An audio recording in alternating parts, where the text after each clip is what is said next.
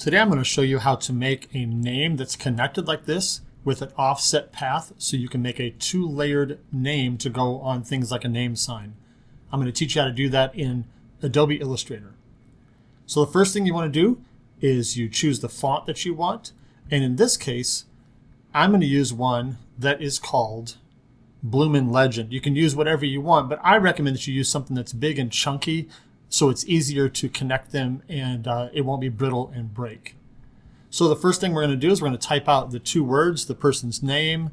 In this case it's Mitchell, and then we're going to Mitchell's room. And then I'm going to right click and create outlines. And so now these are individual shapes. I'm going to right click again and ungroup. And now I can deal with each one of these letters individually. So the first thing we're going to do is we're going to move the letters close enough to each other so that they touch, so they can weld together, but also we want to be able to still read them and recognize them for letters. So the first two letters are M and I, and with the I I'm going to cock it to the side just a little bit because I don't want it to completely run into the vertical leg of that M there. So I'm going to do that right there. And then I'm going to move the T over so it touches both the dot of the I and the bottom part so it still connects. The C, I'm going to rotate it backwards just a little bit to give it a fun feel, but also so that it doesn't hit both parts of the H like that, so it's still recognizable as a C.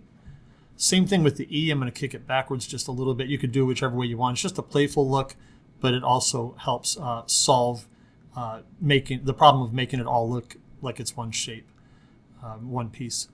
There you go for the L. Now in the second L, I don't like it looking like that, so I'm going to move it up just a little bit. I might even rotate that one just a touch.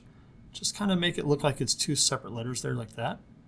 And then for the apostrophe and the S, I'll move the apostrophe over here, move the S back like that, and then I'll just put the apostrophe somewhere where it touches the S so you still read it. See that?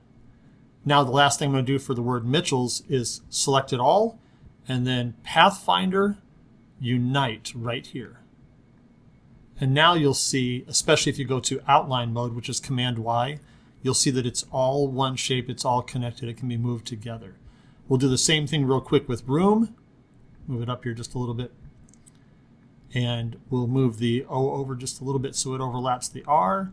You want to make sure it doesn't overlap that bottom leg because then it starts not looking like an R anymore. And we'll move the M over like this. And that's enough for there. Select all of them. Pathfinder Unite right there. And we've got it all together. Then the last thing we need to do is move them however close you want to move them. And select them all. Go to Align. And I'm going to align horizontal center so that they're centered there. At least that's the look that I want. Then we select them all. And the final thing we do is go to Object, Path, and Offset Path. And this dialog box is going to come up, and I typically do a 1/4 inch offset, but depending on what your project is, you might do more. And choose that amount. Make sure this is miter or round. In fact, I want to show you what the difference is. When you go miter, you see how right over here it has this little pointed part sticking out. We could fix that afterwards, but if you go to round, it's just going to round that off. Okay, then hit OK. And now before you do anything else, you see that the offset path is all selected.